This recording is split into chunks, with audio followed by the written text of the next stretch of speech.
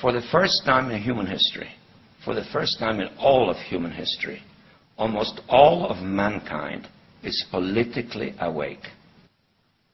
And these new and old major powers face still yet another novel reality, in some respects unprecedented.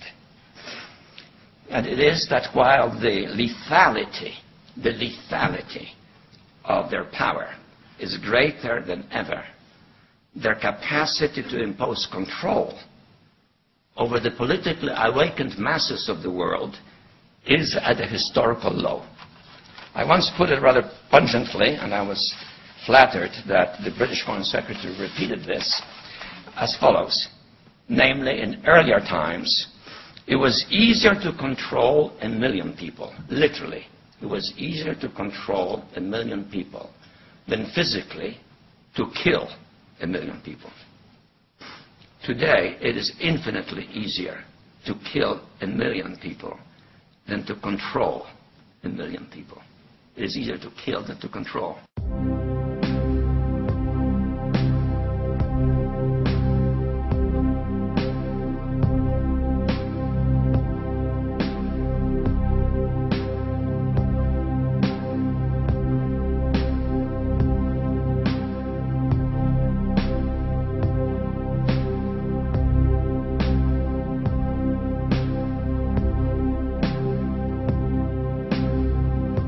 Humanity is indeed facing challenging times.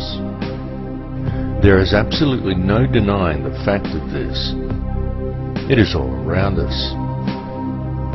Wars, terrorism, famine, disease, corruption, homelessness, the end of the central banking pyramid scheme currently manifesting itself as the global financial crisis.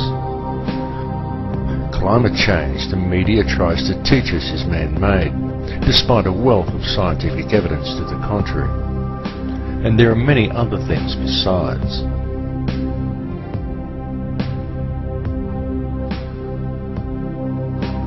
Even in this film, I've mentioned some of the challenges we are facing from the very governments and police forces we have employed to protect us.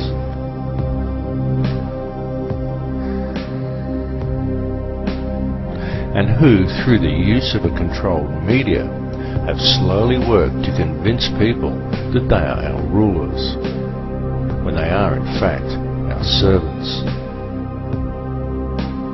Yet despite all the problems we face, any investigation reveals that all of these issues have a common cause,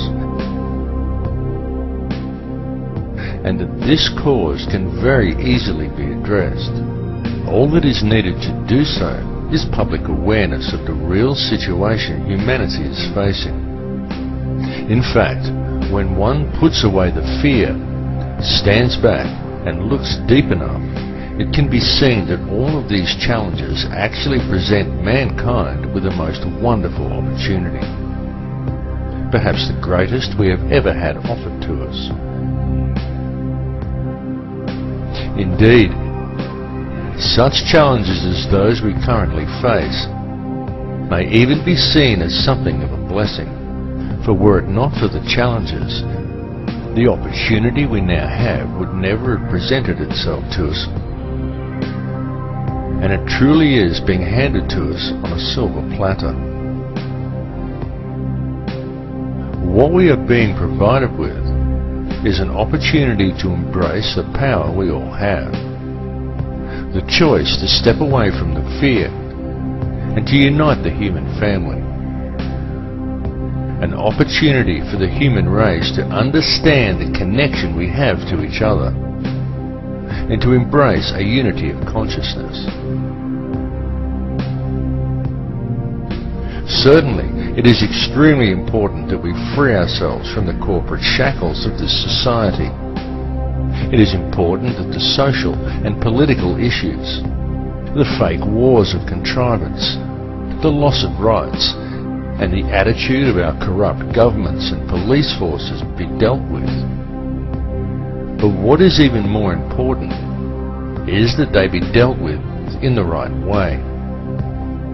That way is not through violence and revolution. It is not through a centre of anger and hatred.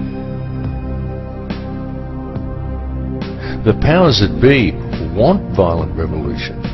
They want the polarised energy such conflagrations produce.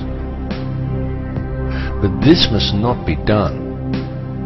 For the most effective way to deal with it all is through a peaceful rebellion of non-compliance to the system and through adherence to the one law, to connect to the heart and to do the right thing. Many people are waking up to this, and the more people who wake up, the more the field is charged with their energy. And so the field changes and continues to awaken more in turn as they draw new energy into themselves. And so it continues exponentially. The powers that be know this. They know the field is changing. They know that we have this opportunity to move into heart energy. They can sense how precarious their hold over this world now is, and how easily this control could slip from their grasp. This is the main reason for the current global instability and political tension, the recombinant H5N1 swine flu virus and accompanying vaccination program, in a blatant last-ditch attempt at depopulation. And there is a reason for all of these things to have been thrust upon us at the very same time. That reason is to manipulate consciousness through the use of polarized energy by creating an atmosphere of tension, of distrust, of anger, and of fear.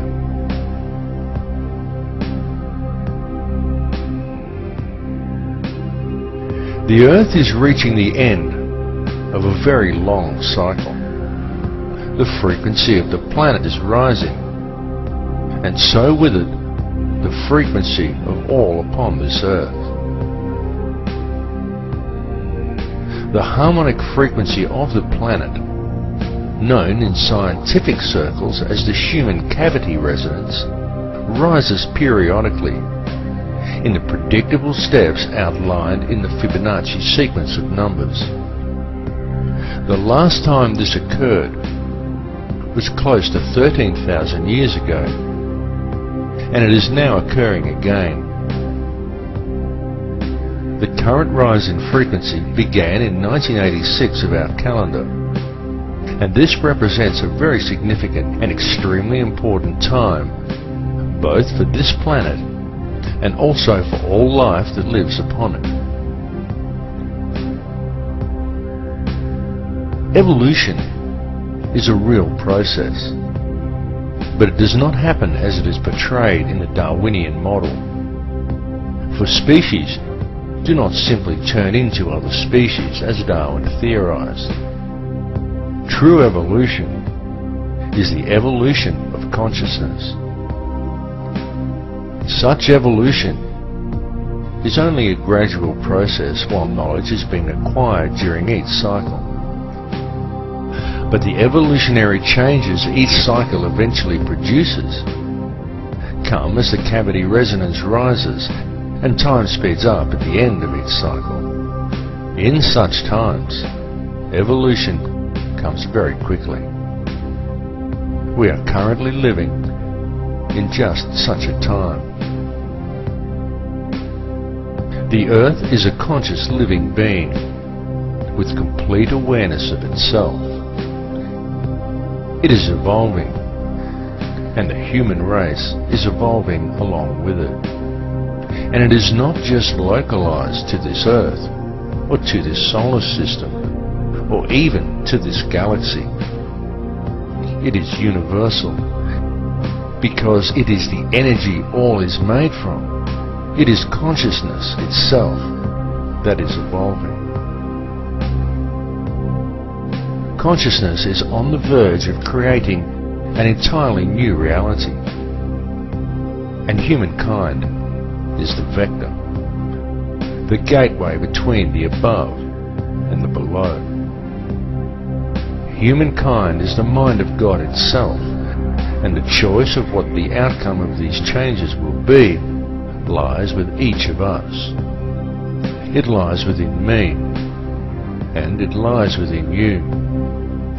It is a question of energy, a game of free will, a matter of choice between love and fear.